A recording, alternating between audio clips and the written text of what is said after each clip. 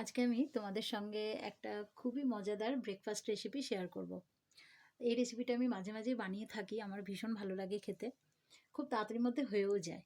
আর এই রেসিপিটাকে অনেকেই সাবুর উপমা বা সাবুর খিচুড়ি, সাবুর পোলাও, অনেকেই অনেক রকম নাম দিয়ে থাকেন। তবে এটা ঠিকই যে সাবুর উপমা বা সাবুর পোলাওই আমরা বেশি বলে থাকি, কারণ সাবুর খিচুড়ি আমরা অন্যভাবে রান্না করে থাকি। তো যাই হোক, আমি কিভাবে করেছি সেটাই তোমাদের সঙ্গে আজকে শেয়ার করব, চলো। তো এখানে দেখো, আমি 1 কাপের থেকে একটু বেশি সাবু নিয়েছি। আর সাবুটাকে আমি ভালোভাবে প্রথমে ধুয়ে নিয়েছিলাম। তারপরে যে কাপের মাপে আমি সাবু নিয়েছিলাম সেই কাপের মাপেই সেই রকমই পরিমাণ জল দিয়ে আমি 30 মিনিট মতো ভিজিয়ে রেখেছিলাম। তো এখন সাবুর ভেতরটাও পুরো নরম হয়ে গেছে। তো এইবার চলো রান্নাটা শুরু করি। তো প্রথমেই আমি কাঁচা বাদাম একটু ভেজে নেবো আগে। তো তার জন্য এখানে অল্প একটু তেল দিয়ে দিলাম, তারপরে দিয়ে দিচ্ছি কাঁচা বাদাম। তো বাদামটা একটু লাল লাল করে ভেজে নেব।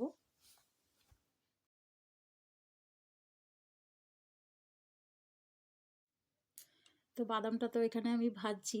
আর আরেকটাও আমি দেখাই, যে এখানে আমি দেখো বেশ কিছুটা ড্রাই রোস্ট বাদাম আমি এখানে একটুখানি মিক্সিতে একটু হালকা ঘুরিয়ে নিয়েছিলাম। মানে পুরোটা একদম গুঁড়ো করতে হবে না, মিহি করে একটু দানা দানা থাকলেও কোনো অসুবিধা নেই। তো ওটা তো আমি রেখে দিয়েছি, ওটা আমি পরে ব্যবহার করব। আর এখানে দেখো বাদাম ভাজা হয়ে গেছে। তো এবার একটা বাটিতে তুলে নিয়েছি। আর তারপরে ওই তেলেই আমি দিয়ে দিলাম গোটা জিরে। তো জিরেটা দেওয়ার পরেই সঙ্গে সঙ্গে ওর মধ্যে আবার বেশ কিছুটা আদা কুচিও দিয়ে দিলাম। তারপরে জিরে আর আদাটা একটু ভালো করে ভেজে নেব। জিরে আর আদাটা ভালোভাবে ভেজে নেওয়ার পর এর মধ্যে আমি দিয়ে দিলাম পেঁয়াজ।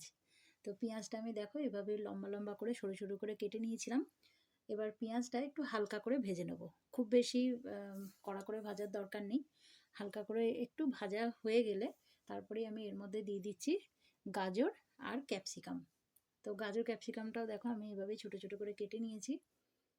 তো এরপর এর মধ্যে দেব অল্প একটু কাঁচা লঙ্কা কুচি। তারপর এতে দিয়ে দিচ্ছি স্বাদ মতো নুন, সামান্য একটু কাশ্মীরি লাল লঙ্কার গুঁড়ো আর সামান্য হলুদ গুঁড়ো। এবার পুরোটা একসঙ্গে খুব ভালোভাবে মিশিয়ে নেব। আর এই সময় সবজিগুলো খুব ভালোভাবে ভেজে নিতে হবে।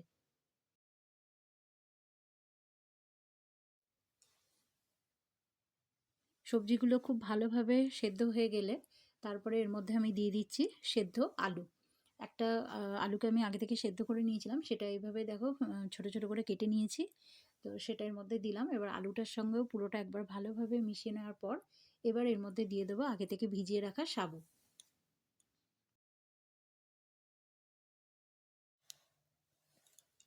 সাবুটা দেওয়ার পর আরও একবার ভালোভাবে পুরোটা মিশিয়ে নিয়েছি।